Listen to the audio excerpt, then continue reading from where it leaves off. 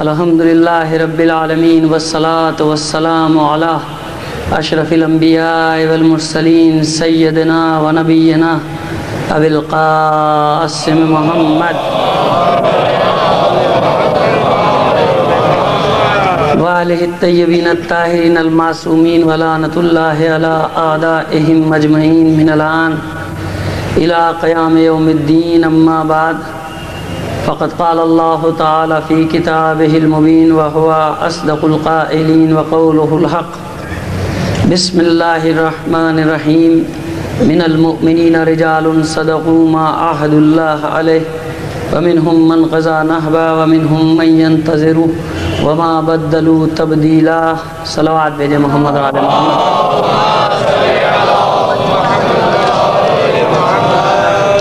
مومنین کرام، یہ کچھ نام آپ کے سامنے پڑھ رہا ہوں. مرحوم سید رفیق حسین زیدی، سید محمد ذکی زیدی، سید تنویر حسین نقوی، اور یہ سجاد حسین ابن محمود حسین، فخر النساء یا قمر النساء بیگم جو بھی ہے بنت محمود حسین، اور محمد مرتضیٰ آغا ابن آغا محمد باقر. ان تمام کے ایصال ثواب کے لیے اپنے بھی تمام مرحومین کو شامل کر کے سورہ فاتحہ کی تلاوت فرما دیجیے. بسم اللہ.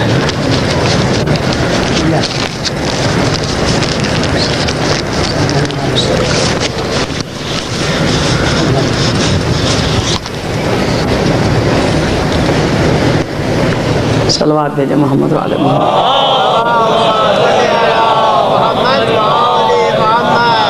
اب اختتام مجلس میں موقع ملے نہ ملے، کچھ لوگوں نے دعائے صحت کے لیے بھی کہا ہے، جس میں سید کوثر علی زیدی صاحب ہیں، شمشاد زیدی صاحب ہیں، اور آپ کہ بھی خدا سب کو سلامت رکھے. لیکن جو بھی مریض مومنین اور مومنات ہیں ان تمام کی صحت یابی کے لیے بلند آواز سے صلوات بھیجے محمد علیہ محمد.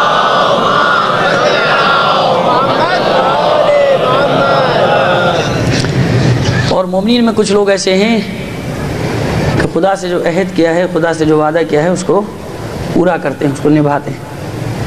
ان میں سے کچھ لوگ اپنے وعدے کو پورا کر کے جا چکے اور کچھ اپنی باری کا انتظار کر رہے ہیں.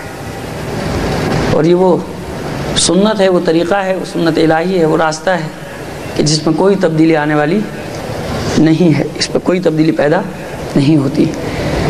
اور تاریخ جناب امیر مختار کے موضوع میں بات کر رہا ہوں، اور روز بروز جو آپ کی تعداد میں اضافہ ہو رہا ہے، میری بھی حیرت میں اضافہ ہوتا چلا جا رہا ہے.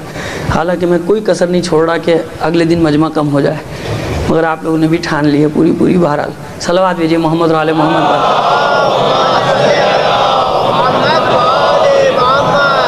عزیزان محترم، جناب مختار قید میں ہیں اور واقعہ کربلا رونما ہو چکا ہے. اب میں نے جس طرح سے آپ روزانہ میرا ساتھ دے رہے ہیں، میں تسلسل کو برقرار رکھوں گا، کیونکہ مجھے ایک درس کی طرح سے پڑھنا ہوتا ہے، وقت کم ہوتا ہے، اور پورا تاریخ اتنی طویل ہے کہ اس کو 10 یا 9 مجلسوں میں نہیں سمیٹا جا سکتا اگر اس انداز کو اختیار کیا جائے. لہذا آپ میرا ساتھ دیں گے انشاءاللہ.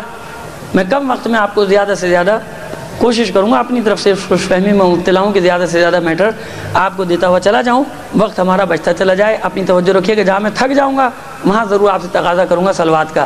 ایک بار اور صلوات بھیجیں محمد علیہ محمد.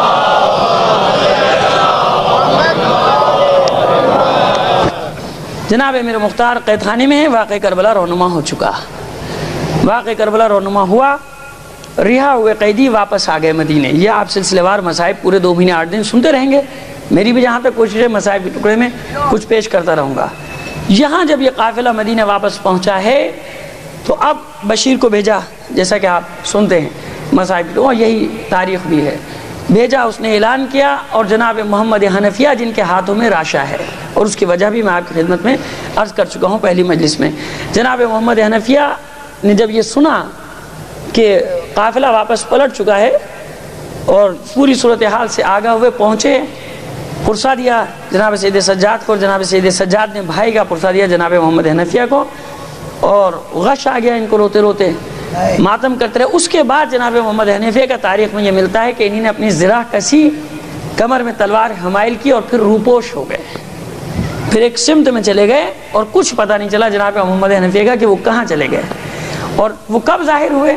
جب جناب مختار نے خروج و ظہور کیا، جب قیام کیا، تو اس وقت جناب محمد حنفیہ کا کردار سامنے آتا ہے. اس وقت تک یعنی 4-5 سال کا عرصہ جناب محمد حنفیہ مدینہ چھوڑ گئے. کہاں چلے گئے کسی کو نہیں معلوم, روپوش ہو گئے. تو آپ کی روپوشی بتا رہی ہے, حالانکہ جناب سید سجاد وہیں ہیں, مدینے میں ہیں. واقع ہرہ بھی پیش آیا مدینے پہ, مسلم بن عقبہ نے حملہ بھی کیا, آگ بھی لگائی, تاراج بھی کیا مدینے کو, لیکن جناب زین العابدین علیہ السلام سے کوئی کام نہیں رکھا, کیونکہ یزید نے لکھ کے بھیج دیا تھا. ابھی میں اس واقعے پر روشنی ڈالوں گا کہ سب کو, پورے مدینے کو تاراج کر دینا جو تمہارے مقابلے میں آئے, لیکن علی ابن حسین کو نہ چھیڑنا, ان سے کوئی سروکار نہ رکھنا. اور اس نے احترام بھی کیا. تو جب یہ بھی طے ہے کہ خاندان رسالت مآب سے اب کوئی سروکار فی الحال نہیں ہے, تو اس موقع پر روپوش ہو جانا یہ خود ایک سوال ہے تاریخ میں کہ کس لیے جناب محمد حنفیہ نے روپوشی اختیار کی. کیونکہ جناب محمد حنفیہ نے خود یہ بعد میں اس بات کا اظہار کیا کہ اگر ایک غلام بھی تکلیف پہنچائے اہل بیت کو تو تمام مسلمانوں پر واجب ہو جاتا ہے کہ وہ اہل بیت پر پڑی ہوئی مصیبت کا انتقام لے, کیونکہ زمین ہموار کرنی ہے جناب محمد حنفیہ کو. صلوات دیجیے محمد علی محمد. اجازت ہے کیونکہ زمین ہموار کرنی, لہذا جناب محمد حنفیہ روپوش ہو گئے 3-4 سال کے لیے. کچھ نہیں معلوم ہوا تاریخ میں کہ کہاں چلے گئے. اپنے بال بچوں کو چھوڑ دیا, مدینے کو چھوڑ دیا, کسی کو نہیں معلوم کہ جناب محمد حنفیہ کہاں چلے گئے. اب اس کے بعد جناب امیر مختار جو قید خانے میں ہیں, زندان میں ہیں, اور اس کو 1 سال کی مدت گزر گئی تقریباً. تو رہائی کا وسیلہ کیسے بنا؟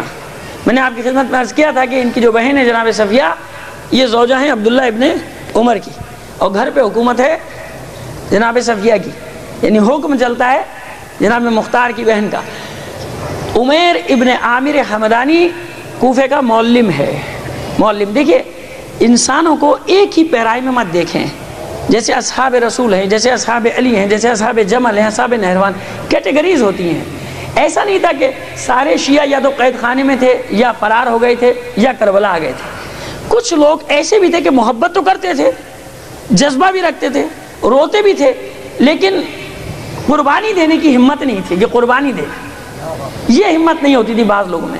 انہی میں سے ایک ہے یہ معلم کوفہ عمیر بن عامر حمدانی کے جس تقیہ میں چلا گیا, چھپا لیا اپنے آپ کو. میں سمجھتا ہوں کہ اس 1-2 کردار ایسے ہیں کہ جن میں شاید خدا کی یہ مصلحت بھی رہی ہو. تو اس نے اپنے آپ کو چھپا لیا, تقیہ کر لیا.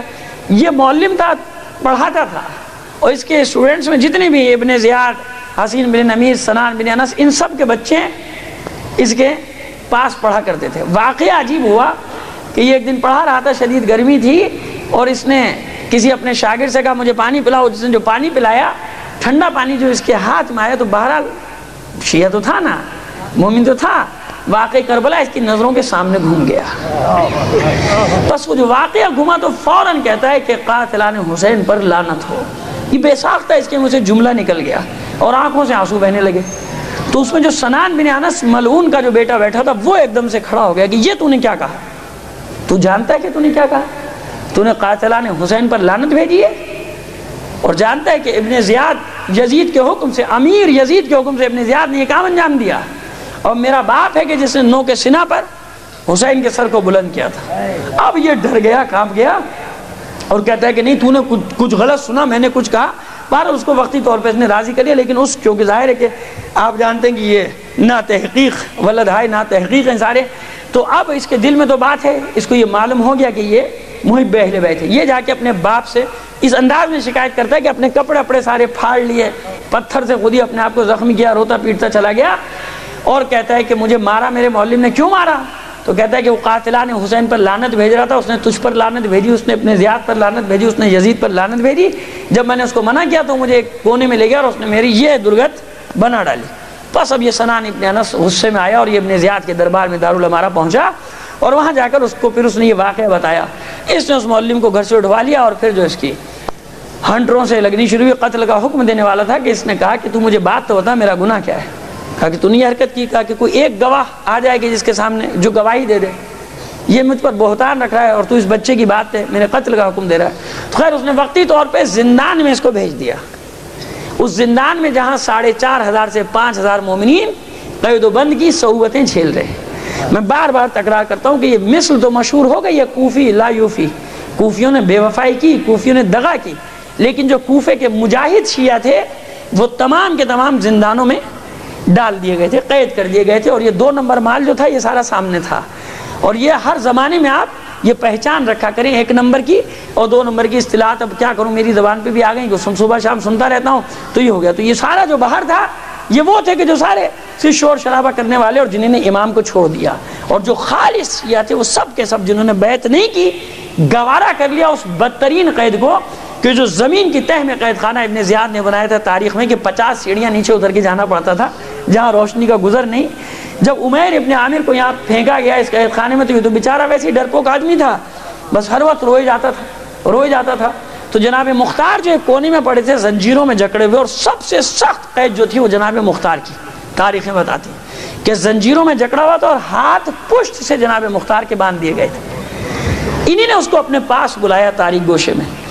وہ پوچھتا ہے کہ عمیر کہ یہ جو تیری حالت ہے وہ تو میں کسی قیدی کی نہیں دیکھتا، اپنا تعارف کرا. تو کہا کہ میں مختار ابن ابو عبیدہ ثقفی ہوں. خوش ہوتا ہے، قدموں پہ سر رکھ دیا کہ میں نے تیرے بارے میں بہت سنا. کہا کہ انتظار کر اور تو اتنا یہ رو دھو مت، میں تجھے بتا رہا ہوں کہ تو عنقریب رہا کر دیا جائے گا، تو آزاد ہو جائے گا. اب یہ حیران ہوا. اب یہ الزامات جو لگائے جاتے تھے کہ خدائی کا دعویٰ کیا، ولی اللہ کا دعویٰ کیا، مشرکین کا یعنی اس نے مشرکانہ دعوی کی، یہ وہ تاریخ میں اس کے قصے ہیں مختار کے کہ جن کی بنیاد بنا کے کہا جاتا ہے کہ اس نے خدائی کا دعویٰ کیا، نبوت کا دعویٰ کیا. اگرچہ میں کل واضح کر چکا کہ یہ علوم اہل بیت ہیں، کیونکہ یہ ایک ایک واقعے سے آگاہ ہے. برملا کہا کرتا تھا ابن زیاد کے دربار میں زنجیروں میں جکڑا ہوا، اس کے منہ پہ کہہ رہا ہے کہ تیرا قاتل میں ہوں، میں تجھے قتل کروں گا، تو مجھے قتل نہیں کرے گا، میں تجھ سے بدل. کیوں؟ اس کو یقین ہے اپنے مولا کے قول پہ. مولا کائنات صلوات بھیجیے محمد علیہ محمد. یہ جانتا ہے،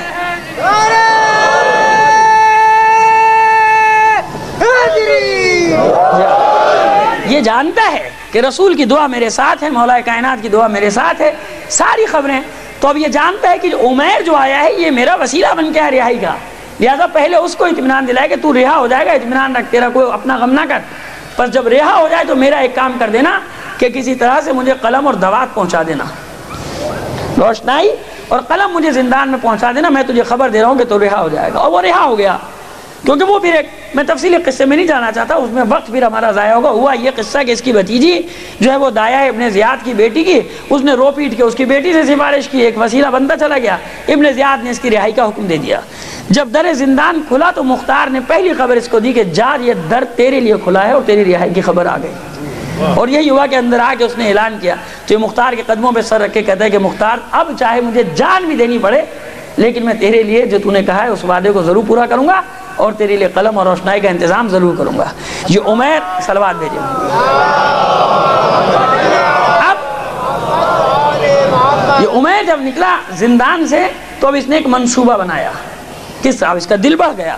جب تک جیل نہیں جاتا آدمی ڈرتا رہتا ہے، جب جیل جا لیتا ہے نا تو پھر اس کا دل کھل جاتا ہے اگر واقعی مومن ہو.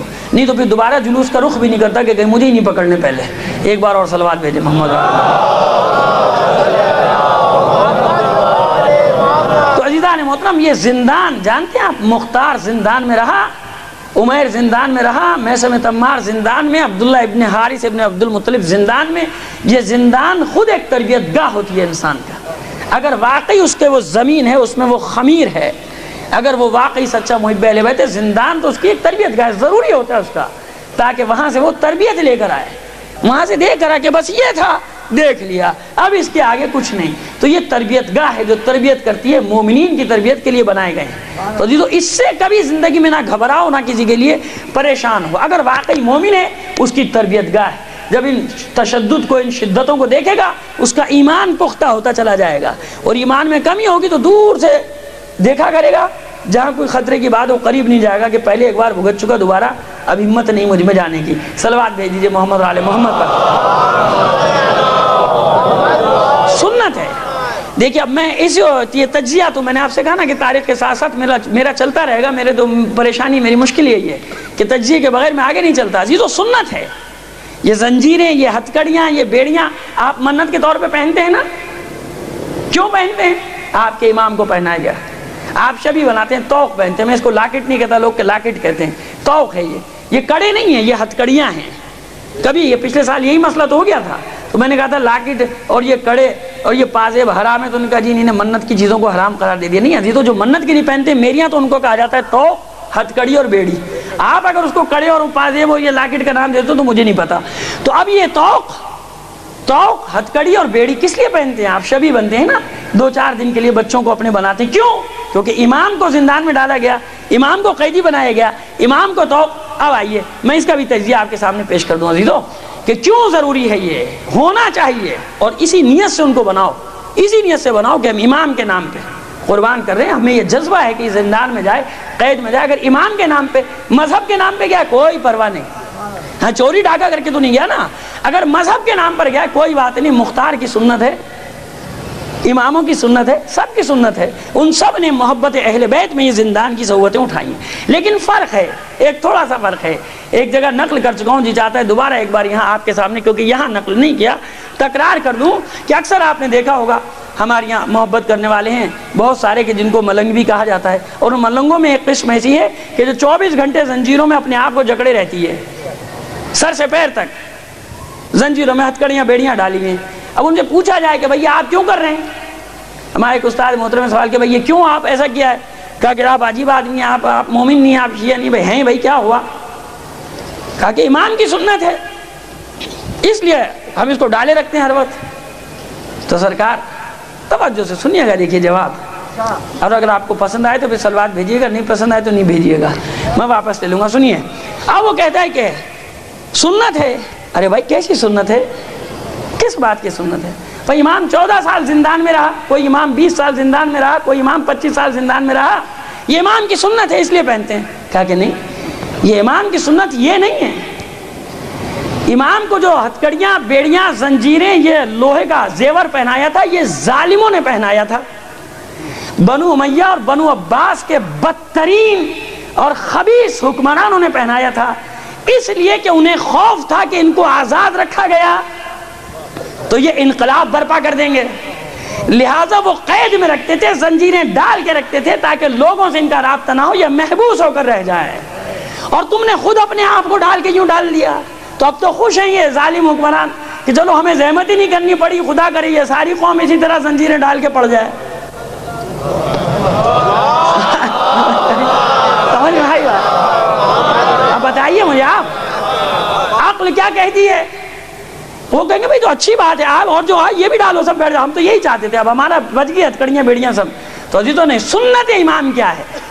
سنت امام یہ کہ ان ظالموں کے خلاف کلمہ جہاد بلند کرو, ان ظالموں کے خلاف اعلان جہاد کرو, ان کفر, شرک اور الحاد کی طاقتوں کے خلاف اعلان کرتے رہو, حق کی پیروی کرتے رہو, حسینیت کا پرچار کرتے رہو. اب جب یہ مجبور ہو کر تمہیں زنجیروں میں جکڑ کے زندانوں میں ڈال دیں اور پھر کوئی پوچھے کہ کس جرم میں یہ زیور پہنا, تو اب کہو کہ سنت امام ادا کر رہا ہوں.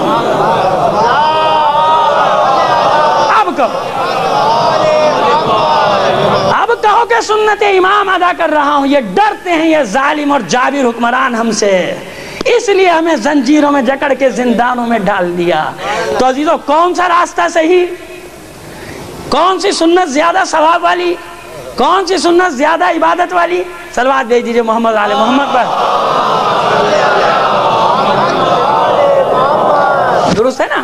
میں رد نہیں کرتا اس کو, میں کہتا ہوں ہاں اس کا بھی ثواب ہے, لیکن ایک ثواب اور ایک یہ بلندی اور یہ معراج. میں نے عرض کیا کہ وہ اپنی جگہ اس کا بھی ثواب ہے, انسان ایک فعل, ایک سنت عزاداری کی ادا کر رہا ہے, ٹھیک ہے اس کا, لیکن یہ مقام تو یہ تو نہیں ہو سکتا نا. اب یہ مقام جو لے گا وہ بن جائے گا مختار کی صف میں شامل ہو جائے گا. تو مختار میں اور دوسروں میں فرق ہو گیا نا. تو عزیزو فرق یہ ہے, اس لیے میں مختار کی تاریخ آپ کے سامنے پڑھ رہا ہوں. اب جب وہ گیا, اس نے پھر ایک عمیر نے منصوبہ بنایا, رات ہوئی, مال و دولت والا تو تھا کیونکہ کوفے کا معلم بڑے بڑے سرداروں کے بچوں کو پڑھانے والا, اور جو بڑے بڑے لوگوں کو پڑھائے تو اس کو مال بھی بڑا بڑا ملتا ہے. تو اب جناب اس کو پاس مال و دولت کی تو کوئی کمی نہیں تھی. 500 دینار اور چیزیں بھی, درہم اور درہم جمع کیا, کھانے پینے کا سامان, یہ سارا لے کے اس نے رات کو زندہ مان کے گھر پہنچا. وہ تو ڈیوٹی پر تھا, اس کو پتا تھا کہ نہیں ہوگا, رات کو زندان میں ہوتا ہے. اس کی بیوی کو دے دیا, کہنا کہ عمیر آیا تھا معلم کوفہ اور منت کی تھی, نظر کی تھی کہ رہا ہو جاؤں گا تو یہ دوں گا تجھے. جب وہ صبح آیا زندہ مان, اس نے بھائی یہ سامان کون لایا؟ کہا کہ یہ تو عمیر دے کے گیا, وہ معلم کوفہ. پھر اس نے بتایا کہ نظر کا ہے، کہا نظر کا نہیں ہے، میں سمجھ رہا ہوں اس کے پیچھے اس کی کوئی حاجت ہے۔ دوسرے دن پھر اس نے حرکت کی، دوسرے دن زندہ مان۔ اب دیکھیں کہاں کہاں اگر آپ تلاش کریں نا، ہر جگہ حسین کا چاہنے والا۔ اس لیے کوفے کی تاریخ پڑھ رہا ہوں کہ کس کس جگہ مہرے رکھے ہوئے تھے مشیت نے۔ بات یہ ہوتی کہ پہچاننے والا ہو، کام کرنے والا ہو۔ اب یہ بھی بیچارہ چپ ہے، دبا ہوا ہے۔ ہوتا یہ کہ جب ایک نکلتا ہے نا تو پھر دوسرے بھی نکلتے ہیں۔ اب یہ دل ہی دل میں کہتا ہے کہ عمیر کوئی نہ کوئی حاجت رکھتا ہے جو یہ سارے کام کرے، قسم کھاتا ہے کہ اگر یہ مجھ سے مختار کی رہائی کی بھی بات کرے گا تو میں رہا کر دوں گا، کیونکہ جانتا ہے کہ مختار کی صف کا آدمی ہے، خود بھی تقیے میں ہے۔ اب تیسرے دن اس نے چھٹی کی، جیسے وہ سارا سامان وامان لے کے پہنچا، کہنے لگا کہ دیکھ عمیر بات یہ ہے کہ یہ نظر وظر کا قصہ تو چھوڑ دے۔ اس زمانے میں بھی یہ ہوتا تھا کہ نظر کی آڑ میں بھی بہت سارے کام ہوتے تھے۔ صلوات بھیجیے محمد علیہ۔ کہا کہ بھائی تو یہ قصہ تو چھوڑ، یہ بتا کہ چاہتا کیا ہے مجھ سے، اپنی حاجت بیان کر، اور میں جانتا ہوں کہ تو محب اہل بیت ہے، میں تجھے علی کی اور حسین کی قسم دیتا ہوں، اپنے دل کی حاجت بیان کر۔ اب عمیر کا دل کھلا، کہتا ہے کہ بات یہ بھائی سیدھی سادی کہ میں یہ چاہتا ہوں کہ مختار تک بس تو یہ قلم اور روشنائی کسی طرح پہنچوا دے۔ کہا کہ دیکھ عمیر کام تو بہت سخت ہے، لیکن میں کوشش کروں گا کہ کسی ترکیب سے یہ پہنچ جائے۔ اور بہرحال میں اس قصے کو بھی حذف کرتا ہوں کیونکہ وہ پھر اور طویل ہو جائے گا، جائیں گے پھر ایک ایک صفحے میں ہمیں ایک ایک دن لگے گا تاریخ کے۔ اس نے ایسا چکر چلایا زندہ مان نے کہ وہ خیار میں، جس کو آپ یہ کھیرا سبزی میں قلم کو چھپایا اور دعوات کو چھپایا اور سبزی کھانے وانے کے بہانے وہ پہنچا دیا کہ بھئی قیدی رہا ہوا تو اس نے منت کی تھی قیدیوں کو کچھ کھلاؤں پلاؤں گا۔ یہ جناب مختار کے پاس پہنچ گیا، جبکہ اس کی بھی خبر ابن زیاد کو ہو گئی، لیکن جناب مختار نے اس کو ایسا چھپایا کہ تلاشی لی، کچھ نہیں ملا، اور اس بیچارے کی جان بھی بچ گئی جس کو قتل کرنے کا حکم دے دیا تھا زندہ بان کو ابن زیاد نے۔ یہ اشارے کرتا جا رہا ہوں، جب آپ پڑھیں گے ساری چیزیں آپ کے سامنے تفصیل سے آ جائیں گی تاریخوں میں۔ اب جب قلم اور دعوات ملا، اب جناب مختار نے خط لکھا عبداللہ ابن عمر کے نام، اور ایک خط لکھا اپنی بہن صفیہ کے نام کہ میں بدترین قید کے دن گزار رہا ہوں اور میری رہائی کا بندوبست کرو۔ یہ زندہ بان نے عمیر کو خط دیے۔ اب یہ نکلے کیسے؟ ابن زیاد کی حکومت۔ لیکن ایک قول ہے ایک مجاہد انقلابی کا، اس نے کہا تھا کہ اگر واقعی کوئی سچا انقلابی ہو تو اس کا ایک راستہ بند کر دیا جائے، وہ 100 راستے خود کھول لیتا ہے، 100 راستے بنا لیتا ہے۔ وہ ہوتا ہے کہ جو اپنے راستے خود بناتا ہوا جاتا ہے، اسے ضرورت نہیں ہوتی کہ اس کے لیے پہلے سے راستے بنائے جائیں تو وہ آ کے پھر کچھ کام کرے۔ کہ یہ ہوتا ہے طریقہ۔ یہ مختار اور اس کے ساتھیوں نے یہ طریقے سکھائے تھے شیعوں کو کہ اپنے راستے خود بناؤ۔ تو عمیر اب یہ ترکیب نکالتا ہے، کوفے سے جا نہیں سکتا، پتہ چل جائے گا مولوی میں کوفہ ہے۔ جناب اس نے احرام کا حج کا سامان کیا اور جا کے تلبیہ پڑھنا شروع کی دارالامارہ۔ اس زمانے میں دستور تھا کہ جب کوئی عمرے حج کے لیے جاتا تھا تو امیر کو ضرور اطلاع دیتا تھا۔ امیر نے سنا بھائی کیا ارادہ ہے تیرا؟ ابن زیاد نے بلایا تو کہا کہ میں حج کی نیت سے جانا چاہتا ہوں، حج کرنے جانا چاہتا ہوں، تو اجازت دے دے، میں نے منت کی دی قید خانے سے رہا ہوں گا تو حج کروں گا۔ اچھا بھائی معقول بات ہے، چلا جا۔ مدینے جائے گا پہلے یا مکے کا حج کامل کروں گا؟ مدینے بھی جاؤں گا، مکے بھی جاؤں گا۔ اس سے 1000 دینار اور 1000 درہم یہ بھی اس سے لے لیے، مال بھی لے لیا اس سے عمیر نے لیا۔ وہ تو لا کے بانٹ دیا فقیر و فقراء کو، اپنے حلال کی کمائی سے سفر کا بندوبست کیا اور چل پڑا۔ بتا بھی دیا کہ دیکھو اگر مال غنیمت کہیں سے مل بھی جائے، اس طرح کا مال لے تو لو، لیکن اپنے اوپر نہ خرچ کرنا، اپنے بچوں پر نہیں، غریبوں پر، فقراء پر۔ بہت خاص مواقع پہ ایسی اجازت ہے، ہر وقت تو ہے بھی نہیں۔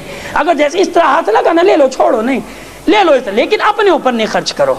کیوں؟ جو مستحقین ہیں ان کے اوپر خرچ کر دو، اپنی روزی اپنی حلال سے اپنے بچوں کی تعلیم و تربیت کرو۔ یہ گیا مدینے پہنچا، اور مدینے جا کے جس وقت کھانے پر بیٹھا ہے جناب عبداللہ ابن عمر بیٹھے ہیں کھانے پہ، اور قسم قسم کی آج اپنی پسند کی غذائیں پکوائی ہیں۔ کھانے کا بہت شوق تھا اور ظاہر کے ورثے میں آیا تھا، اور اپنی بیوی زوجہ کو آواز دی کہ صفیہ آؤ کھانے پر۔ تو اب وہ رو رہی ہیں بیٹھی ہوئی کہ جب تک مجھے مختار کی خبر نہیں ملتی میرے بھائی کی کہ کس حال میں، کوفہ 1 سال ہو گیا، مجھے پتہ ہی نہیں میرا بھائی کس حال میں اچھے کھانے نہیں کھاؤں گی۔ اتنے میں دق الباب ہوا، کہا کہ میں کوفے سے آیا ہوں، عمیر ابن عامر حمدانی محلے میں کوفہ۔ دوڑے عبداللہ ابن عمر، کہا یہ آپ کے لیے خط اور یہ آپ کی بہن کے لیے خط۔ اب جو خط پڑھا تو رونا شروع کر دیا انہوں نے۔ صفیہ نے کہا کیا بات؟ کہا کہ اپنا خط پڑھ لے۔ اب جو خط پڑھا مختار نے جو اپنی قید کا حال لکھا کہ میں اس حالت میں پڑا ہوا ہوں اور تو میرا بہنوئی ہے، میرے لیے کچھ نہیں کر سکتا، جبکہ امیر تیری بات مانتا ہے۔ اب تو جناب یہاں رونا پیٹنا مچ گیا، اور جناب مختار کی بہن کے ساتھ ساتھ ان کی بھتیجیوں نے بھی اپنے بال نوچنے شروع کر دیے، ایک مصیبت مچ گئی۔ عبداللہ ابن عمر کو ابھی خط لکھو. اس نے کہا بھائی ابھی خط لکھتا ہوں. اس نے یزید کو خط لکھا کہ میرا حق ہے تجھ پہ، اور کیوں نہ ہوا، بہرحال حق ہے تجھ پر کہ تو ہمارے بڑوں کی وجہ سے یہاں تک پہنچا، تو حق ہے تجھ پر، لہٰذا میرا خط پہنچے اور تم مختار کی آزادی کا سامان کر. یہ میرا رشتہ دار ہے، یہ میرا سالہ ہے. کہیں کہیں رشتے کی اہمیت کا اندازہ ہو گیا آپ کو. یہ قدرت کی مشیت ہوتی ہے، ایسے انتظامات کیے جاتے ہیں. صلوات بھیجیے محمد علیہ محمد. کہا کہ اب یہ عمیر کہتا ہے کہ خود خط لے کے پہنچا. وہ بھی ایک تفصیلی قصہ، پہنچا یزید کے دربار میں، ملاقات ہوئی، یزید کو خط دیا. یزید کہہ رہا کہ تو بھی مجھے محب اہل بیت لگتا ہے، شیعہ لگتا ہے. کہا کہ میں تو کرائے کا آدمی ہوں. اس نے مجھے کرایہ دیا، خط دیا، میں آ گیا، یہاں پہنچ گیا. اچھا عبداللہ اب ٹال نہیں سکتا. کہا کہ ابن عمر تو نے مجھ سے بہت سخت سفارش کرا دی مختار کے لیے، لیکن مجبور ہوں کہ تیرا حق ہے ہم پہ. دیکھو ان کا حق ہے، اہل بیت کا حق نہیں ہے. اتنا ایک دوسرے کا خیال کرتے تھے. یہ نسلوں کے بعد بھی انہیں یاد ہے کہ اس کے احسان ہے، اس کے باپ دادا کا احسان ہے یہاں تک پہنچانے میں. ان کا حق یاد ہے، لیکن جو گمراہی سے ہدایت کی طرف لائے ان کے حقوق کو کس طرح پامال کیا ان لوگوں نے. تو عزیزو یہ دنیا میں صبح شام آپ دیکھا کیجیے اس طرح کی باتیں. صلوات بھیجیے محمد علیہ محمد پر. بیٹا پانی ایک بچہ اوپر ہی بیٹھ جاؤ، ایک بار اور صلوات. محمد والے محمد بلندر سلام.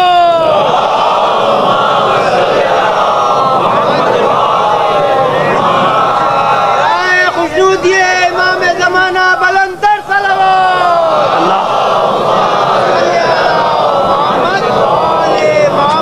اور میں ذرا سی اپنی اسپیڈ، حالانکہ کل بھی اعتراض ہوا ہے کہ آپ بہت تیز بولتے ہیں، لیکن میری بھی مجبوری ہے کہ میں وہ چاہتا ہوں کہ جو آج بنا کے لائیں وہ سب آپ تک پہنچا دوں. تو اور تھوڑا سا اسپیڈ تیز کروں گا، آپ بھی اپنی سماعتوں کو تھوڑا سا تیز کر لیجئے. اب یہ پہنچا، یزید نے خط لکھا، اس کو انعام اکرام بھی دیا، کرایہ بھی دیا، زاد راہ بھی دیا. اور ابن زیاد سے عمیر نے چالاکی کی، لکھوا بھی لیا کہ وہ میری گردن نہ اڑا دے. ابن زیاد امیر تو یہ تو لکھ دے کہ میرے مجھ پر کچھ نہ کرے. اس نے کہا یہ جو آ رہا ہے خط لے کے اس کا بھی خیال کرنا، اس کو نہ مارنا. یہ جناب خط لے کے تیزی دوڑے وہاں، اور پھر ابن زیاد کے دارالامارہ پہنچا تو چادر ڈال لی منہ پہ ورنہ لوگ پہچان لیں گے. کہا کہ کون ہے؟ کہا میں یزید کا قاصد ہوں، دمشق سے آ رہا ہوں. فوراً دروازے کھول دیے گئے. ابن زیاد بھی آ گیا کہ یزید کا قاصد. وہاں پہنچ کے اس نے چہرے سے نقاب ہٹائی. کہا عمیر تو؟ کہا کہ یہ امیر کا خط تیرے لیے لایا ہوں. اب جو خط پڑھا تو غضب میں، اب آپ سوچیں اس کی کیا حالت ہے. کہا یہ تو نے یہ سب کیا؟ کہا کہ امیر کیا کرتا ہے، اس کے سوا میرے پاس کوئی چارہ نہیں تھا، یہ میں کرنا چاہتا تھا، میں نے کر لیا. اب تیرے امیر کا حکم ہے تیرے نام، اور اس میں لکھا ہوا ہے کہ خلعت فاخرہ بھی دے، امیر مختار کو فوراً رہا کر اور مدینے کی طرف عزت سے روانہ کر دے، اور جو یہ خط لے کر آ رہا ہے اس کو بھی انعام و اکرام دے اور اس کے ساتھ کوئی زیادتی نہ کرنا. اب یہ بیچارہ مجبور ہو گیا، بیچارہ کہے کا یہ خبیث، یہ مجبور ہوا. اس نے فوراً حکم دیا کہ مختار کو رہا کیا جائے. مختار رہا ہوئے، آئے دربار میں، عزت سے اپنے پاس بھی بٹھا رہا ہے، انعام و اکرام بھی دے رہا ہے. لیکن ایک بات کہتا ہے کہ مختار 3 دن میں کوفہ چھوڑ دیو، بس 3 دن میں کوفہ چھوڑ دے، ورنہ پھر میں مجبور ہو جاؤں گا اور تجھے قتل کر ڈالوں گا. جناب مختار آئے، کوفے کے حالات تو دیکھ ہی رہے تھے کیا ہیں. عمیر کے گھر میں رکے. اب اس سے اجازت چاہیے تو عمیر کہنے لگے کہ آپ چلے جائیں گے یہ میرا کیا حشر کرے گا، اب تو میں آپ کے ساتھ ہی ساتھ ہوں، جہاں آپ جائیں گے میں آپ کے ساتھ. تو عمیر ابن عامر حمدانی ساتھ آیا، مدینے پہنچے. مدینے میں اپنی بہن کے گھر، اپنے بہنوئی کے گھر کچھ دنوں تک یہاں پہ آپ نے قیام کیا. پھر واپس کوفے، کیونکہ دماغ میں تو وہی ہے نا. اور ایک زخم بھی لگا ہوا ہے، ابن زیاد نے جو دوات کھینچ کے ماری تھی اس کا. کوئی پوچھتا ہے وہ زخم کا کہ یہ ابن زیاد نے یہ زخم لگایا ہے، اور میں تمہیں بتا دے رہا ہوں کہ ابن زیاد میرے ہی ہاتھوں اپنے انجام کو پہنچے گا. اعلان ہر جگہ کرتے ہیں. پھر دوبارہ کوفے گئے تاکہ لوگوں کو منظم کر دیں، لوگوں کو جمع کریں، قیام کے لیے آمادہ کریں. اتنا آسان تو نہیں تھا نا لوگوں کو قیام کے لیے، حقیقی قیام کے لیے آمادہ کرنا. کیونکہ لوگ دیکھتے ہیں ماضی میں یہ ہوا، اس نے یہ کیا، اس نے یہ کیا. اب سب ڈرے ہوئے ہیں، سہمے ہوئے ہیں، لہٰذا بڑا مشکل کام ہوتا ہے اس کام کے لیے لوگوں کو آمادہ کرنا. لیکن مختار کوفے پہنچے، بھی کام شروع ہی کیا تھا. مخبروں نے ابن زیاد کو پھر خبر دے دی کہ بھئی وہ آ گئی مصیبت، اور اس نے پھر اپنا کام شروع کر دیا. اس نے لوگوں کو بہکانے کا کام شروع کر دیا. وہ لوگوں میں جاتا ہے، لوگوں میں پروپیگنڈا کرتا ہے. ابن زیاد نے پھر گرفتار کر دیا، لیکن اب کی سے پہلے سے انتظام کیا ہوا ہے جناب مختار نے. پھر جناب فوراً خبر ہوئی بہنوئی صاحب کو، انہی نے پھر یزید کو چینل بنا، آپ کی 2 مہینے میں رہا ہوگا اس شرط پہ کہ اب دوبارہ نہیں آؤ گے یہاں، دوبارہ یہاں پر نہیں آؤ گے. اب جناب مختار یہاں پہنچے مدینے، اور یہاں سے پھر انہوں نے تلاش کرنا شروع کیا جناب محمد حنفیہ کو. یہ تو سمجھ گئے کہ امام تک پہنچنے کے لیے اب قیام کرنا ہے، چند اپنے خاص جانثاروں سے عہد بھی لے لیا، لیکن کہا کہ دیکھو اب یہاں سے آپ نیت دیکھیے مختار کی۔ مختار کہتا ہے کہ نہیں، قیام تو کرنا ہے، لیکن جب تک امام زمانہ کی تائید نہ ہو ہم قیام نہیں کریں گے۔ صلوات بھیجیے محمد علیہ، جب تک امام۔ اب دیکھیے دو باتیں آپ کے سامنے لاؤں گا میں آج، یا امام کی تائید حاصل ہو جائے یا نائب امام کی تائید حاصل ہو جائے، یا امام کی تائید یا نائب امام کی تائید۔ پوری تاریخی سند کے ساتھ آپ کے سامنے بات پیش کروں گا۔ تو اب یہ ڈھونڈ رہا ہے کہ کوئی ایسا مل جائے کہ جو امام کی بارگاہ میں میرا وسیلہ بن جائے، کیونکہ اتنا مختار بھی سمجھتا ہے کہ امام کی جو حیثیت ہے اس میں وہ تحریری طور پہ مجھے اجازت نامہ نہیں دے سکتے، جس ماحول میں جس طرح سے زندگی بسر کرے۔ یہ مکے پہنچا اور مکے میں عبداللہ ابن زبیر سمجھیے اسی کی حکومت ہے، ایک حصے پہ بس، یہ مکے تک لوگ اس کی بیعت کیے ہوئے اس کے حد تک ہیں، یہاں تک ہے۔ مدینے میں واقع کربلا کے بعد اب بغاوت پھیل گئی۔ حنظلہ غسیل الملائکہ کا نام سنا نا آپ نے، جنگ احد میں جس کو ملائکہ نے غسل دیا تھا، اس کا بیٹا عبداللہ ابن حنظلہ غسیل الملائکہ کے ہاتھ پر مدینے والے بیعت کرتے ہیں، اور عبداللہ ابن متی کے ہاتھ پر، کہ ہم اس یزید فاسق و فاجر سے آزادی چاہتے ہیں کہ جس نے اہل بیت کے ساتھ یہ ظلم کیا۔ یہاں فتنہ کھڑا ہو گیا۔ ابان بن عثمان، سمجھ گئے آپ، اس کو یزید کی طرف سے والی بنایا ہوا ہے مدینے کا، یہ محاصرے میں چلا جاتا ہے اور مدینے کے لوگ محاصرہ کر لیتے بنو امیہ کا۔ جناب مختار یہاں سے نکل جاتے ہیں، وہ دیکھ رہے ہیں حالات کہ یہ زیادہ دیر مدینے والے مقابلہ کرنے والے نہیں، نکل جاتے ہیں مکے کی طرف۔ عبداللہ ابن زبیر کو جا کے پکڑا اور عبداللہ ابن زبیر سے کہتے ہیں کہ دیکھ میں تیری ایک بات پر بیعت کرنے کو تیار ہوں کہ جب تجھے حکومت ملے گی ایک تو مجھ سے مشورہ کرے گا، دوسرے جب تو یزید پر غلبہ پالے گا تو قاتلان حسین کو میرے حوالے کرے گا۔ عبداللہ ابن زبیر کچھ تھوڑی پس و پیش کے بعد، پہلے ایک بار منع بھی کر چکا تھا، لیکن اب وہ جانتا ہے کہ مختار کی قوت کیا ہے، کوفے میں مجھے اس کی ضرورت پڑے گی، لہٰذا اب بیعت کو قبول کر لیتا ہے۔ کہتا ہے ٹھیک ہے، قاتلان حسین کے بارے میں تیرا ساتھ دوں گا اور تجھے ان پر مسلط کر دوں گا، قاتلان حسین پر۔ جناب مختار کی مدد اس طرح عبداللہ ابن زبیر کو حاصل ہو گئی۔ اس کا نتیجہ کیا نکلا؟ نتیجہ یہ نکلا عزیزان محترم کہ مدینے میں جب مسلم بن عقبہ نے حملہ کیا، مدینے کو تاراج کیا، طبری ابن خلدون سب اٹھا کے پڑھیے، بڑے خوبصورت الفاظ میں لکھتے ہیں کہ کربلا کو تو دو شہزادوں کی جنگ بتا دیتے ہیں نا، اب ان سے پوچھو کہ یہاں جو جھگڑا ہوا مدینے میں تو یہاں تو شہزادہ الگ ہے، مدینے سے باہر چلے گئے جناب سید سجاد اپنے اہل و عیال کو لے کے، اور مدینے میں یہ جنگ ہوئی کہ جہاں 9000 مدینے کی خواتین کی بے حرمتی کی گئی گلیوں میں، سڑکوں پہ۔ یہ یزید کا سالار مسلم بن عقبہ جو بغاوت کچلنے آیا ہے۔ 700 اصحاب کرام کو تہہ تیغ کر دیا گیا۔ یہ 700 اصحاب کے قاتلوں پر لعنت بھیجنا ثواب ہوگا یا عقاب ہوگا؟ کبھی ان اصحاب کی یاد نہیں آئی کہ جو 700 اصحاب رسول تہہ تیغ کر دیے مسلم بن عقبہ نے؟ کبھی ان کا بھی ذکر کر دیا کرو کہ یزید نے اصحاب رسول کتنے قتل کرائے تھے۔ اور آگے چلیے، عزیز و تاریخ ہے یہ، اس لیے یہ بچے سنتے ہیں کیونکہ ان کو کالجوں میں، دفتروں میں، ہر جگہ مسائل کا سامنا کرنا پڑتا ہے، صرف اس وجہ سے کہ تاریخ بیان نہیں کی جاتی، پڑھا نہیں جاتا، تو ان کو بیچاروں کو پتہ بھی نہیں ہوتا، ان کو تو چند نکات ہی یاد ہوتے ہیں اور نہیں پتا کہ کیسے لاجواب کیا جائے۔ تو یہ 700 اصحاب کو قتل کر دیا گیا مدینے میں، اور ان کا قاتل یزید، اس کا سالار مسلم بن عقبہ۔ مدینے کو تاراج کرنے کے بعد پھر یہ مکے کی طرف چلا، مکے کا محاصرہ کیا۔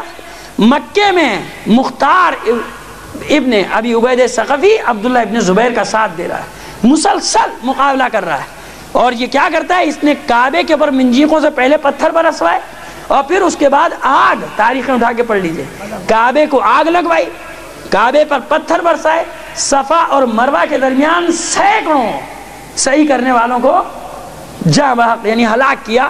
ان میں سے کچھ یقیناً شہید شہادت کے درجے پر بھی پہنچے ہوں گے، کچھ مومنین بھی ہوں گے، کچھ کو شہید کیا اس مسلم بن عقبہ نے۔ یہ اس کا کارنامہ جو مدینے اور مکے کے بارے میں جو اس نے انجام دیا، اور مختار وہیں پر ہے مکے میں، اور اس کا ساتھ دے رہے ہیں صرف اس لالچ میں کہ اس کا غلبہ ہو جائے گا تو میں کوفے میں قاتلان حسین پر قابو پانے میں کامیاب ہو جاؤں گا۔ لیکن مسئلہ الٹا، عبداللہ ابن زبیر جنگ جمل سے فتنے کھڑے کر رہا تھا۔ اس عبداللہ ابن زبیر کا تعارف اتنا سا آپ کو کرائے دیتا ہوں، ایک بار اور صلوات بھیج دیجئے محمد وعلی محمد۔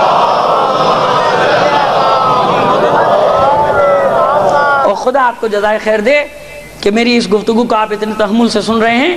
عزیزان محترم، یہ عبداللہ ابن زبیر وہ ہے کہ جب زبیر بن عوام کو یعنی اس کے باپ کو مولا کائنات نے یہ یاد دلایا تھا جمل میں کہ زبیر یاد کرو اس وقت کو کہ رسول نے کہا تھا نا تمہیں یاد ہے کہ تم میرے مقابلے پر آ جاؤ گے. پورے واقعے کو میں نے چھوڑ دیا، آپ سارا محرم سنتے رہتے ہیں، سارا سال سنتے رہتے ہیں. اور زبیر کو یاد آ گیا. اور علی کہتے ہیں کہ رسول نے کہا تھا نا کہ زبیر اس وقت تم ناحق ہو گئے. سر جھکایا اور زبیر میدان سے واپس. تو یہ سارے جمع ہو گئے. طلحہ، عبداللہ ابن زبیر. کہا کہ بھئی یہ کیا ہوا؟ کہا کہ علی نے مجھے وہ یاد دلا دی رسول کی حدیث، اور اب میں علی کے مقابلے میں جنگ نہیں کروں گا. تو اب جانتے ہیں عبداللہ ابن زبیر کیا فتنہ کرتا ہے. کہتا ہے کہ میں جانتا ہوں بابا تم کو، یہ تو سب بہانے کی باتیں ہیں، تم علی کی تلوار سے ڈر گئے. اصل میں زبیر کچھ بھی تھا لیکن بہرحال دلیر آدمی تھا، بہادر انسان تھا. یہ فتنہ چاہ رہا تھا کہ کسی طرح جوش دلائے زبیر کو اور مقابلے پر لیا اپنے باپ کو، کیونکہ عبداللہ ابن زبیر کے ہٹنے سے فوج کا مورل ڈاؤن ہوتا. تو یہ عبداللہ ابن زبیر اتنا بڑا فتنہ اور بخیل تھا اور بہت ہی مکار قسم کا انسان تھا عبداللہ ابن زبیر. اب اس کا تعارف ہو گیا. اب یہاں سے آپ دیکھیے بازی کیسے پلٹتا ہے. یہ ابھی محاصرے میں تھا 64 ہجری میں کہ یزید ملعون واصل جہنم ہوا، بلکہ روزانہ صبح شام ہو رہا ہے روایات کے مطابق کہ اس پر روز عذاب وہی نازل ہوتا ہے جس حالت میں یہ مرا ہے. یعنی جس طرح سے اس کی ہلاکت ہوئی ہے یہ روز صبح شام اس پر مسلسل قیامت تک یہ عذاب تو رہے گا ہی. اس کے بعد پھر جو عذاب پروردگار اس کو دے گا اس کے بارے میں ہم تصور بھی نہیں کر سکتے. یہ خبر پہنچی مکے، جبکہ محاصرہ ہے مسلم بن عقبہ کا، مکے کا محاصرہ کیا، خبر پہنچ گئی یزید ملعون واصل جہنم ہوا. بس اس کے لشکر میں بھگدڑ مچ گئی اور عبداللہ ابن زبیر کا مورل بڑھ گیا. لوگ جمع ہوئے اس کے ساتھ اور جناب مختار سمجھ گئے کہ اب بازی پلٹ گئی. اور اب عبداللہ ابن زبیر کی بیعت دھڑا دھڑ ہونے لگی بصرے میں، کوفے میں، ادھر ادھر. تو اب جناب مختار یہ چاہتے کہ اس کی رائے تو لیں گے یہ چاہتا کیا ہے. لیکن جب اس کے پاس گئے تو اب اس نے کیا کیا، آنکھیں پھیر لی جناب مختار سے. اب آنکھیں پھیر لی کہ بابا کون سا وعدہ، کیسا وعدہ، جب تم نے گھراؤ کیا تھا ہمارا اس وقت ہم کمزور تھے، اب وہ وقت گیا، اب کوئی مطالبے نہیں چلتے. جب تم طاقت میں تھے ہم نے تم سے معاہدہ کر لیا، جب ہمیں تمہاری ضرورت تھی ہم نے تم سے معاہدہ کر لیا، اب ہماری ضرورت نکل گئی، اب جوتے کھاؤ، کبھی اس کے جوتے کھاؤ کبھی اس کے جوتے کھاؤ، کبھی اس سے ملتے ہیں معاہدہ کرتے ہیں کبھی اس سے ملتے ہیں معاہدہ کرتے ہیں. جب ان کا کام نکل جاتا ہے، جب ان کی حکومت آ جاتی ہے، پھر وہ وہی جوتیاں اٹھا کے میاں جی کے سر پہ برسانے لگتے ہیں. یہ صبح شام آپ اس شہر میں بھی اس ملک میں بھی تماشا دیکھا کرتے کہ نہیں دیکھا کرتے.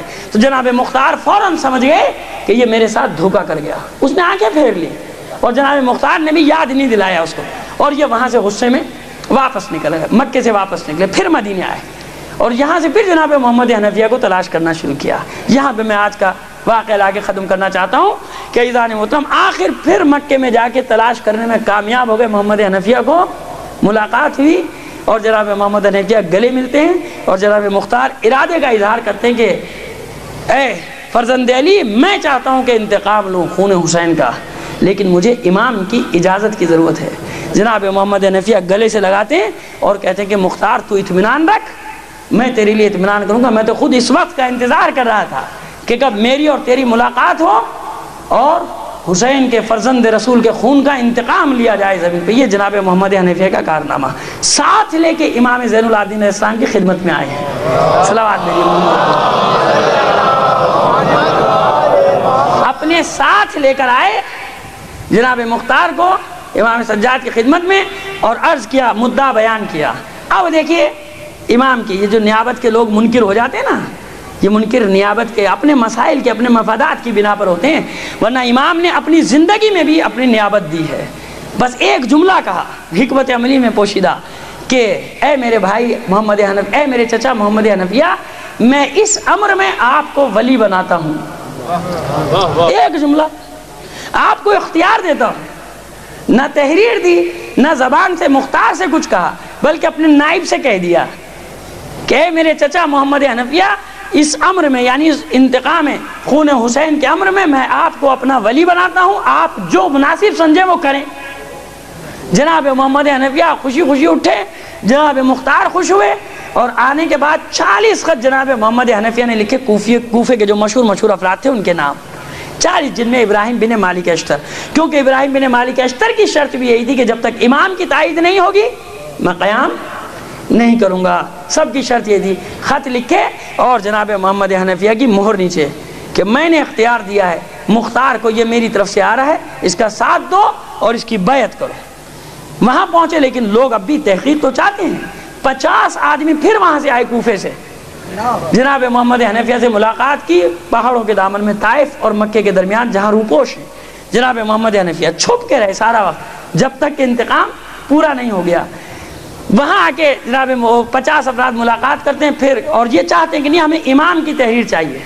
جناب محمد حنفیہ پھر وہی بات کرتے ہیں کہ دیکھو میں تمہیں زبانی تائید دلوا سکتا ہوں، لیکن مصلحت نہیں ہے کہ امام تحریری طور پہ اس دور میں تمہیں سند دے، اور مجھے امام نے اس امر کا ولی بنایا ہے، میں امام کی طرف سے ولی ہوں۔ پھر وہ امام سے جا کے ملے، امام پھر یہی جملہ دہراتے ہیں کہ دیکھو میں نے اس امر کا اختیار اپنے چچا محمد حنفیہ کو دے دیا، اور پھر اس جملے کی تکرار تاریخ میں موجود ہے۔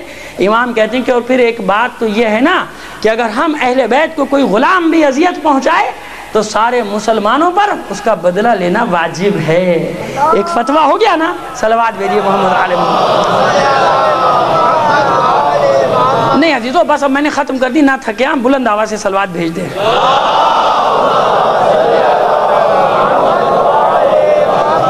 یہاں تک آج کی مجلس تک مجھے اندازہ ہے نا کہ مسئلہ نازک تھا، لیکن میں یہاں تک پہنچانا چاہتا تھا۔ کل سے انشاءاللہ شاید اتنا نہ ہو، اتنا خشک نہ ہو، مگر آپ نے بھی کمر تو کسی بھی ہے کہ آنا ہے تو انشاءاللہ زندگی رہی تو آپ بھی آئیں گے، میں بھی زندہ رہا تو آؤں گا۔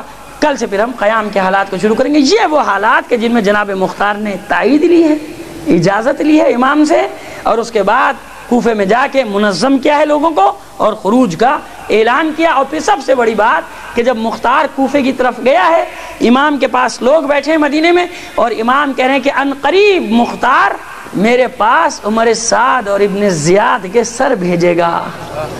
امام کو منع کر دینا چاہیے، امام کو حکم نہیں دینا چاہیے سوگ بڑھانے کا۔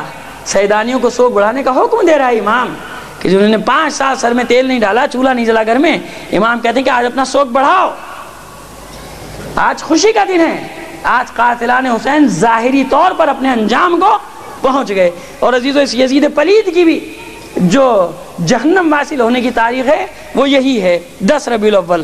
9 ربیع الاول کو عمر سعد اور ابن زیاد کے سر امام کی خدمت میں پہنچے، اور یہ تو 67 ہجری کا واقعہ ہے۔ 64 ہجری میں جب یزید ملعون واصل جہنم ہوا ہے تو 10 ربیع الاول تھی۔ تو ہمارے یہاں تو عیدوں کا سلسلہ ہے، 9 سے شروع ہوتی ہے، عید زہرا۔ صلوات بھیج دیجیے محمد علی محمد۔ بس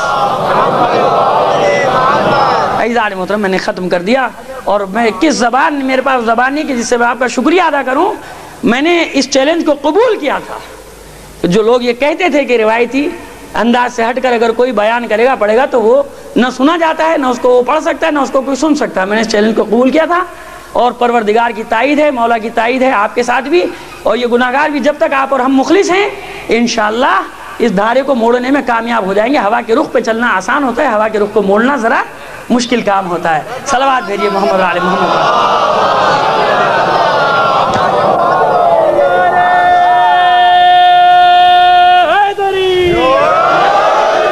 عزاداران حسین، اللہم صلی عزاداران حسین۔ بس یہ چند دن کوفے کے زندان میں رہے قیدی، اس کے بعد یزید کا پیغام پہنچا کہ فوراً سرحائے شہداء کو اور قیدیوں کو شام سے میرے پاس روانہ کر دیا جائے، دمشق بھیجا جائے۔ اور اس ملعون ابن زیاد نے کس شان سے روانہ کیا؟ بے کجاوا اونٹوں پہ، سر برہنہ پا برہنہ سیدانیاں، اور ان اونٹوں کی مہار سید سجاد کے ہاتھ میں، ساربانی کا فریضہ سید سجاد انجام دے رہا ہے۔ کوفے سے یہ قافلہ نکلا 15، 16 یا 17، بہرحال یہی ایام ہیں کہ جب یہ کوفے سے ان قیدیوں کا قافلہ شام کے لیے روانہ ہوا۔ چند منزلیں طے کی، اس قافلے نے رات کی تاریکی ہوئی، کوفے سے کچھ دور یہ قافلہ نکل چکا ہے۔ جب رات کو ٹھہرنے کا انتظام کیا جائے، ایک قلعے پہ نظر پڑی، سپاہیوں نے جا کے تفتیش کی، معلوم ہوا کہ قلعہ شیری کے نام سے کوئی شیری ہے جس کا یہ قلعہ ہے۔ اور عزیزان محترم، جو محقق حضرات ہیں وہ اب بھی بتاتے ہیں کہ اس کے آثار یا اس زمین کا نشان حلب کے قریب اب بھی موجود ہے کہ جہاں یہ قلعہ شیری تھا۔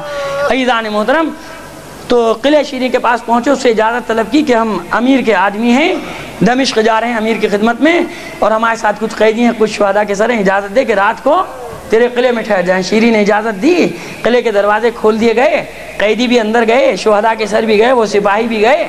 ابن زیاد کے. تو اب شیریں کی جو نظر پڑی کہ قیدیوں میں عورتیں ہیں, بچے ہیں, تو جو ان کا سالار ہے اس سے کہتی ہے کہ اگر تم اجازت دو تو یہ ستم رسیدہ عورتیں ہیں, بچے ہیں, ان کو صحن کے بجائے میں کسی کمرے میں جگہ دے دوں اپنے قلعے کے. اب یہ سپاہی بھی کہتے ہیں کہ ہاں ہمیں کوئی غرض نہیں, ان کو جہاں چاہو ٹھہرا دو. یہ سہمی ہوئی عورتیں, یہ سہمے ہوئے بچے. حضرت آران حسین شیریں آتی ہے ان کے پاس کہ مت گھبراؤ, تم میرے قلعے میں امان سے ہو, تم جو کوئی بھی ہو مجھے اس سے غرض نہیں. آئی لے لا کر ان کو ایک کمرے میں بٹھایا, ان کے کھانے پینے کا انتظام کیا. جب قیدیوں نے اتنا مہربان دیکھا تو کہتی ہیں کہ شیریں جب تو اتنی مہربانی کر رہی ہے تو دیکھ یہ جو ہمارے شہداء کے سر ہیں نیزوں پہ, اگر تو ان سے کہے گی تو یہ رات بھر کے لیے ہمارے حوالے کر دیں گے سر. شیریں گئی, انعام و اکرام کا لالچ دیا انہیں, اور انہوں نے سر رات بھر کے لیے کہا کہ اچھا یہ قیدی اپنے ورثاء کے سر اپنے پاس رکھ لیں. سر لا کے انہیں دیے کہ تمہاری تسکین ہو جائے گی. اب ایک بیوی نے کہا کہ جب تو اتنی مہربانی ہمارے ساتھ کر رہی ہے تو اچھا میں اتنی اجازت دیتی ہے کہ ہم اپنے ان شہیدوں کو رو لیں. تعجب سے کہتی ہے شیریں کیوں نہیں رو, تمہارے مقتول ہیں, رو. کہا کہ نہیں شیریں بات یہ ہے کہ جب سے یہ ہمارے ورثاء قتل کیے گئے, شہید کیے گئے, ہمیں رونے کی اجازت نہیں ہے. تو اجازت دیتی ہے؟ کہا کہ نہیں تم دل کھول کے رو, خوب پرسہ دو اپنے مقتولوں کا, یہاں تم پر کوئی پابندی نہیں. بس عزاداران حسین شیریں واپس پلٹی, ابھی دروازے تک پہنچی بھی نہ تھی کہ کانوں میں ایک آواز آئی, ہائے حسین. بس یہ جو آواز آئی تو گھبرا کے پلٹی, کہتی کہ یہ آواز کس نے دی تھی, یہ نام کس نے لیا تھا. سر جھکائے ایک بی بی بیٹھی ہے, کہتی ہے کہ بی بی میں نے اپنے بھائی کو پکارا تھا, حسین کو قتل کیا تھا. کہا کہ دیکھ بی بی سب روئیں لیکن تجھے رونے کی اجازت نہیں ہے, اور اگر تو رونا ہی چاہتی ہے تو یہ نام لے کے نہ رو, یہ نام لے کے نہ رو. اگر تیرے مقتول کا کوئی اور بھائی ہے تو اس کا نام لے کے رو لے. وہ بی بی سر جھکائے کہتی ہے کہ تیری یہ شرط قبول ہے شیریں. شیریں ادھر پلٹی, ادھر اس نے آواز دی عباس کے بھائی حسین. بس یہ کہا پھر توپ کر پلٹی, کہا کہ بی بی دیکھ یہ نام بھی نہ لے, کیا تیرے مقتول کا کوئی بیٹا نہیں ہے؟ اگر تیرے مقتول کا کوئی بیٹا ہے تو اس کا نام لے کے رو لے. کہا کہ شیریں یہ بھی قبول ہے. اب یہ بی بی کہتی ہے ہائے علی اکبر کا بابا. بس یہ جو کہا تو بیٹھ گئی زمین پر, دو ہاتھ جوڑ کر کہتی ہے بی بی دیکھ جب سے تو میرے قلعے میں داخل ہوئی ہے میرا دل قابو میں نہیں ہے. یہ بتا کہ تو ہے کون, اور یہ جتنے نام تو لے رہی ہے یہ تو میرے مولا کے گھر والوں کے نام ہیں. اور میں تو چاہتی تھی, اور میں نے تو کہا تھا کہ دعا کرنا, جب تم اپنے مقتولوں کو رو گے تو دعا کرنا کہ میرے مولا نے آنے کا وعدہ کیا ہے, میں انتظار کر رہی ہوں کہ میرا مولا آ جائے. بس عزاداران حسین شیریں سے کہتی ہے وہ بی بی, او شیریں مولا نے یہ بھی تو کہا تھا تجھ سے کہ دیکھ اگر ہم آئیں گے تو ایسا نہ ہو کہ تو پہچان نہ سکے. شیریں دیکھ تیرے مہمان آ گئے اور تو نے نہیں پہچانا. بس عزادارو اب شیریں کے سامنے مسئلہ واضح ہو چکا تھا, منہ پیٹتی ہے, سر پیٹتی ہے, سر پٹکتی ہے قدموں پہ. اے ثانیہ زہرا میں آج کے دن کے لیے زندہ رہ گئی تھی, ارے میں کیا دیکھ رہی ہوں, میرا مولا حسین کہاں ہے, میرا آقا عباس کہاں ہے, میرا شہزادہ علی اکبر کہاں ہے. بس عزاداران حسین ثانیہ زہرا کہتی ہے شیریں یہ دیکھ رہی ہے زنجیروں میں جکڑا ہوا بیمار, یہ تیرے وقت کا امام ہے, بس مردوں میں اس کے سوا کوئی باقی نہیں بچا. اور شیریں وہ نو کے نیزہ پر سب سے اونچے نیزے پر جو سر بلند ہے وہی تیرے مولا حسین کا سر ہے. عزادارو شیریں سر و سینہ پیٹتی ہوئی چلی نیزے کی طرف, اے میرے مولا خوب وعدہ نبھایا, خوب مہمانی کا حق ادا کیا. ارے شیریں آج ہی کے دن کے لیے زندہ رہ گئی تھی کہ زینب و ام کلثوم بے پردہ بے مخنہ و چادر اس کے گھر میں مہمان بنے. اللہ لعنت اللہ.